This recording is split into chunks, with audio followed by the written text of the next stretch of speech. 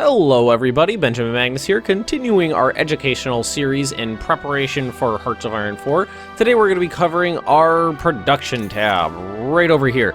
Now this one is probably going to be a medium length episode. There's a little bit of important stuff to cover here, and this time I'm actually going to be starting right at the top here instead of over in the upper left hand corner where I like to. That's just because there's some little tiny things up here, and that's strategic resources. Now strategic resources you can find on your map.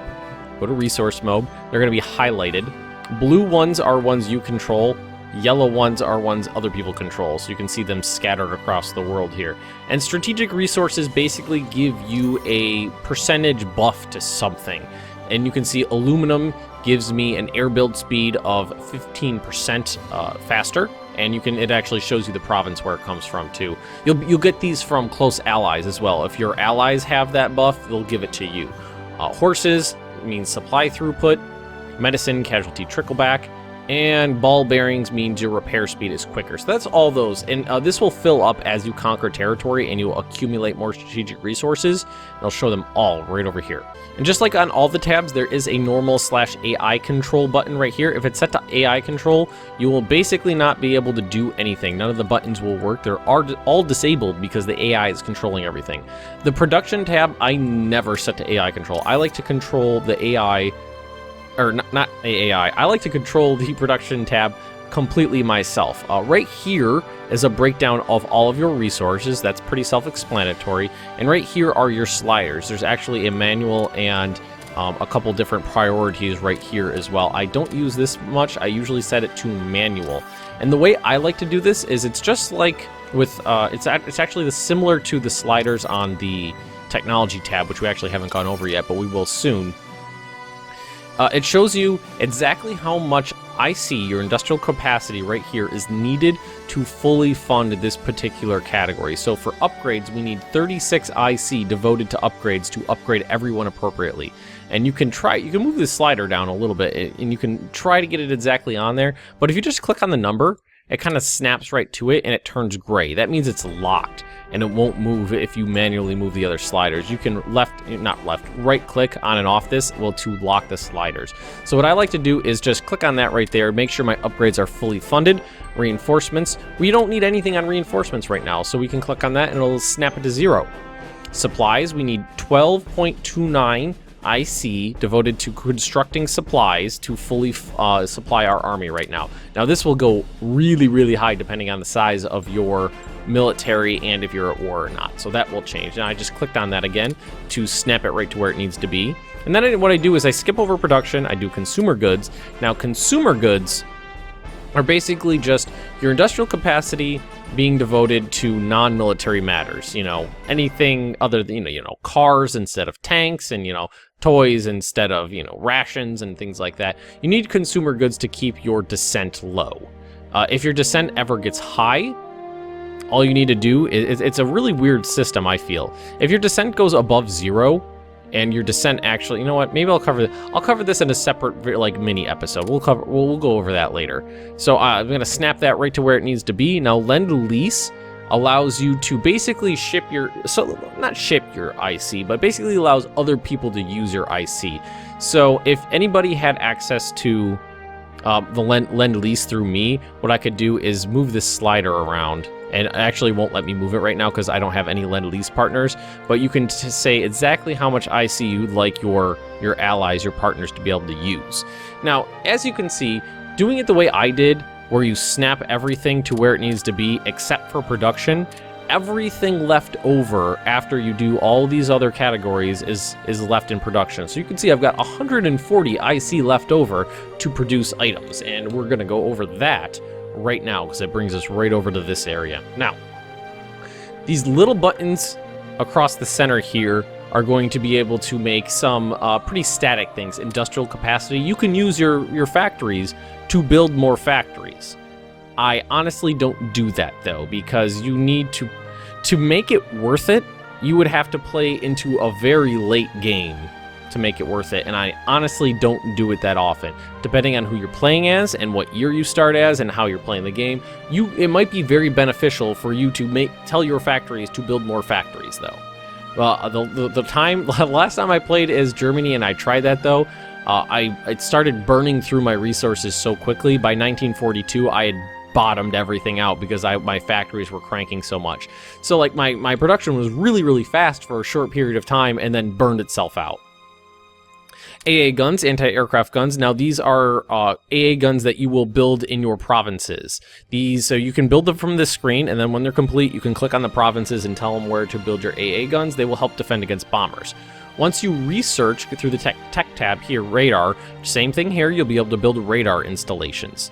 Saying this is for nukes, this is for rocket test site. You only need one of these really, that to unlock various rocket technologies.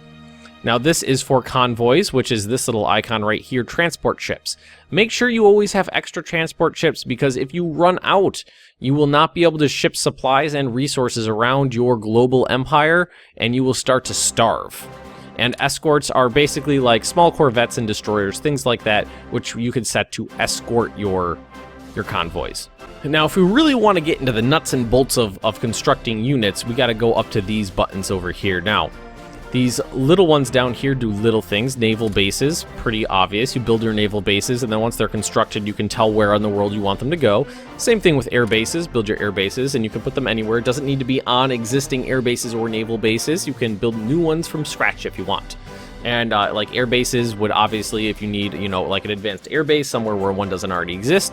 Naval bases, like a big powerful naval base, could be very useful for shipping supplies to a remote theater. Now, if you click on Brigade Attachment, it's not going to change right here. You're going to get a whole new screen. And Brigade Attachment is basically, brigades are the smallest divisions that division of units, not divisions, division of units that you can operate in the game. And it's basically like 1,000 men or so. Now, you're honestly not going to be building brigades individually very often. Generally, you're going to make whole divisions. Brigades can be very useful if you research technology that allows you to put more brigades in a division, because then let's say you have an infantry division that needs some extra artillery in it, you can build a couple extra artillery brigades and add them onto that division later. So now we're going to go over to the division. This is the most important one you're going to use most of the time. This allows you to create your divisions. So let's say, for instance, we want to make a proper infantry division. And as I add in brigades, these are brigades over here that you have access to, they'll start popping in right over here. So infantry. So we click on the infantry brigade and it adds in one here. It tells you that you have one brigade of a maximum of 4. With technology, you can actually knock that up to 5. Tells you how many men are making that up and how many the organization it's going to start with. An organization is basically like morale from Crusader Kings 2 or Europa Universalis. It's if your organization reaches 0, you're combat ineffective and you basically retreat. Now, if we want to continue construction of this infantry, we got to add in 3 more brigades. Now, you can make a division of only 2 brigades. That's perfectly fine. Or you can make a division of only 1 brigade, but it's basically just 1 brigade. But you really want to fill this out if you can. So what I like to do, so if I'm playing as Germany, what I like to do is my infantry divisions are standard set to have 2 infantry brigades, and then a brigade of anti-tank guns. You can see the little symbol, it's different, and a brigade of artillery. Each brigade has its own symbol. As you play the game, you kind of start to memorize which ones are which. Infantry have the X, artillery has the single dot, and anti-tank has the dot with the V on it right there. So now this is a full infantry division, and you can make these divisions as complicated or simple as you like, but it's generally a good idea to kind of mix in a couple different units, and that's because of this stuff right here. This is your combined arms bonus for combat right here, you can see. So if you have infantry, and then you add in armored, or artillery, or direct fire, or support in the form of engineers, you get a bonus for those guys being able to operate together as a cohesive unit. So I have infantry, which is your standard, and I have a direct fire from artillery, or indirect fire from artillery, and direct fire from anti-tank, which gives me 5% each for a combined arms bonus of 10%. So this division will fight 10% more effectively than a division without this bonus. Now, if you hover over each of these, it's going to give you a little bit information: combat width, how much space the brigades occupy on the battlefield. A very wide combat width means that fewer divisions are going to be able to fight at the exact same time in the exact same battle. So if you can, you want to try to keep that narrow. Now this is your soft attack, your hard attack, so against infantry, against tanks, and a very piercing attacks and blah, blah, blah, blah, blah. You go through this, it'll show you all of this important information. If you hold it there, it'll show you exactly how many, what kind of bonus that you're gonna get from each of these. I'm not gonna go over every single one because you can see in the tooltip exactly what everything does. I like how the softness, though, is an icon of a teddy bear. I really like that. Now, kilometers per hour, that can be very important when you're building like armor divisions. Your infantry, basically all of your foot troops, your infantry, your anti-tank guns, your artillery, they're all going to move at 4 kilometers an hour. But other things like light tanks, you can look at this column right here, and motorized infantry move at twice that speed, 8 kilometers an hour. Now, the entire division is going to move at the slowest speed of the slowest brigade. So if you put a bunch of tanks together with some regular artillery, they're not gonna average it out and go to 6. They're gonna move at 4 because that's the fastest the artillery can move. So you're definitely gonna want to watch your kilometers per hour when you're building a division. Suppression is your ability of a brigade to reduce partisan activity. This is kind of only important when you're making like occupational forces, and generally what you're going to want to do is throw in like some garrison units or some infantry together with a bunch of military police, and that'll really jack this number up. Supply consumption and fuel consumption, very self-explanatory. Now when it comes time to actually producing them, you've got serial and you've got parallel. Now parallel is how many units are going to be built at the exact same time. Serial is how many runs of that you're going to do. So right now this is set to build 1 run of 5 divisions. If I crank that up to 2, this will make 5 divisions and then make 5 more divisions. And this will make 5 divisions and 5 divisions and 5 divisions. And parallel units will be made, quicker because you're building them all at the same time, but serial production will allow you to produce more things, a more varied production queue, basically.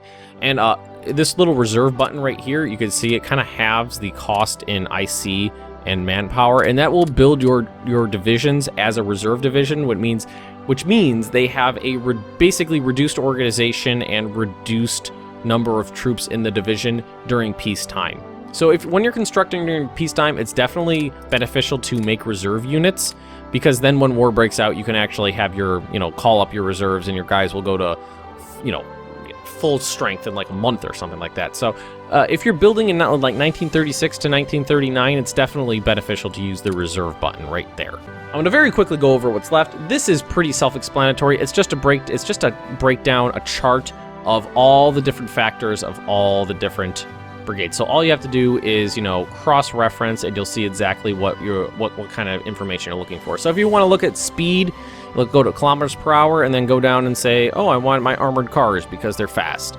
If you're, building a division that's going to be fighting in a backwater, maybe you're going to want someone who has a very low supply consumption, something like that. All that information is right in here.